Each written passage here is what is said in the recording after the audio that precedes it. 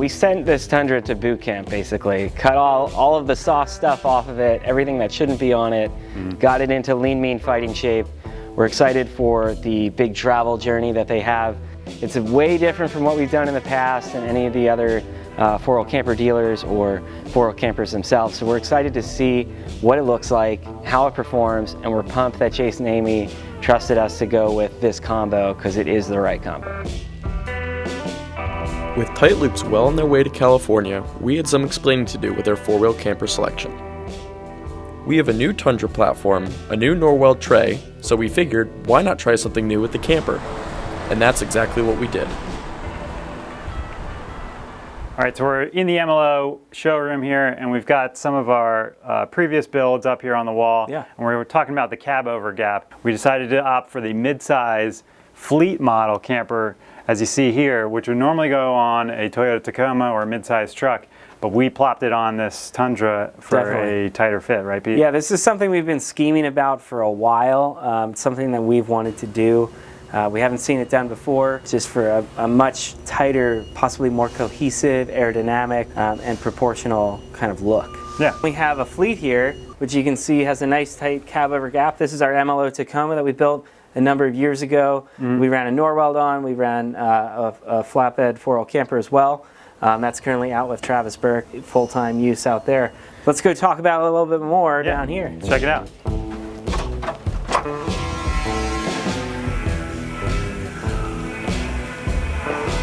All right, so when it comes to the cab over factor, we're talking about this gap between the cab of the roof of the vehicle and the top of our cab over on the camper itself. And on a flatbed build like this with Tight Loops, we're trying to get this gap as tight as we possibly can. We still want to leave a couple inches of room here for cab flex between the camper and the frame flex of the vehicle.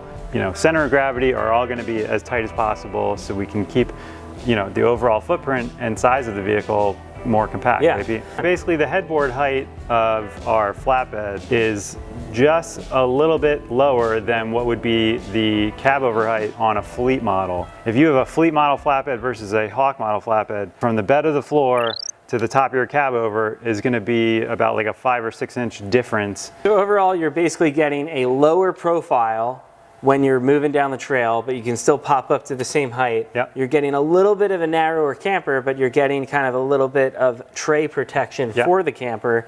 So you're maybe giving up a little bit of width space, but you're gaining a lot in terms of the aesthetics, the wheelability of a flatbed rig, which is important, probably. And miles per gallon, wind noise, center of gravity. So you still have a taller liner in a fleet.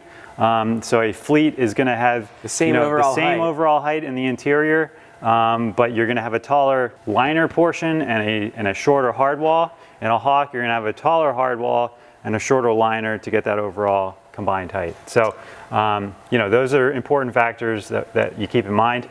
A fleet is going to be a little bit narrower as well than a Hawk. You're about 5 inches narrower. So really, we've got about a 1/2 inch, 3/4 of an inch of the Norweld tray that protrudes out a little bit wider than the camper, which honestly I think is kind of nice. It kind of protects for the trail. You know, if you're on the trail with it, it can kind of give you a little bit of buffer factor before you're getting into painted materials on the side of the camper that can protect you when you're rubbing against a tree or something like that. You know, we've done the flatbed trays on mid-sized trucks like the Tacoma, and you saw how tight that cab over gap was on that truck.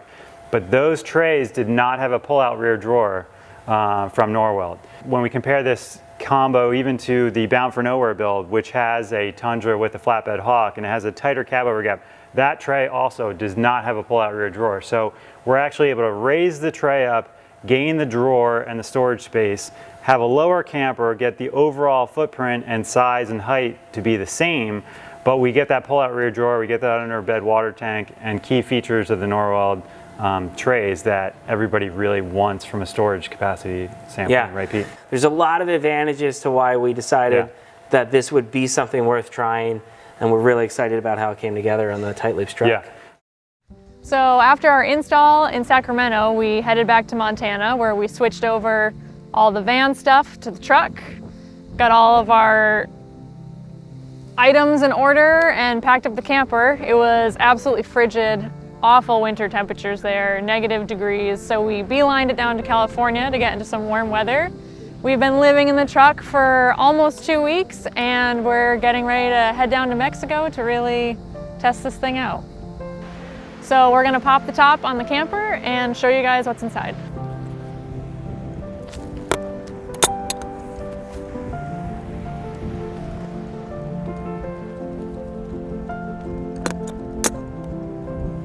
All right, so here we are inside of the camper. It's pretty much an upgrade in every conceivable way from what we came from in the van. Our sleeping quarters up here is a lot bigger. We've got tons of room for both Amy and I and Levi, and I'll show you. You'll see Levi will go for a little ride here. We've got a bunch of storage underneath for all of our clothes.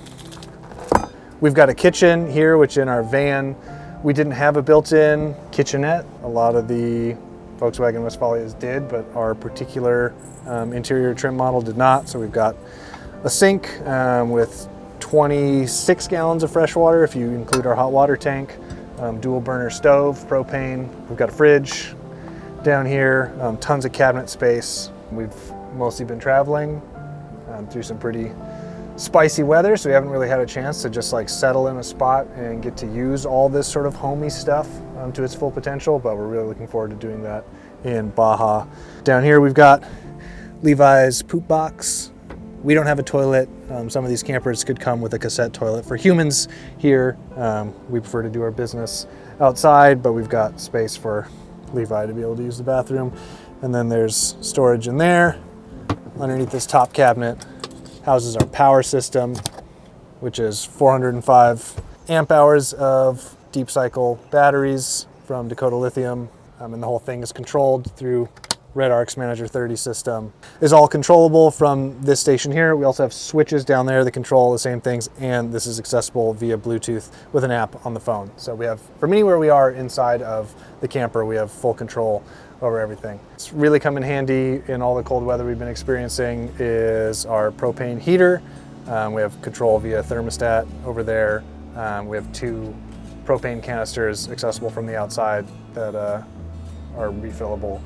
And we didn't have any heating solution like that in our van. So yeah, it's really nice to be able to turn the heat on at night and take the edge off instead of just having to bury ourselves under sleeping bags and blankets. And also, I don't know, maybe one of my favorite things about the popped up camper space is these 4 big windows, which have a number of options for insulation and airflow. They have clear if we want to block the air and still be able to see outside, and then we have blackout, and then we have thermal pack for heating, so which are all Velcroed. But yeah, it lets in a ton of light, especially here when the sun is low in the late afternoon. Makes the space feel bigger. And anyway, so far for us, it's been more than enough room in here. We've really been loving it, and Levi's been loving it probably more than anyone. Now come up. There you go, good boy. It's like a giant jungle gym for Levi. In the end, it's crazy to think about how far this truck has come over the course of just a few weeks. We took a brand new platform, came up with a new wheel fitment, looked to the past to find the right suspension setup, took measurement and had a tray shipped all the way from Australia, and got the build completed in time for Tight Loops' maiden voyage down to Baja. Getting to know Chase and Amy over the course of this build was the key to making this rig the perfect full-time home for them, and we can't wait to follow our new friends on the many adventures that lie ahead.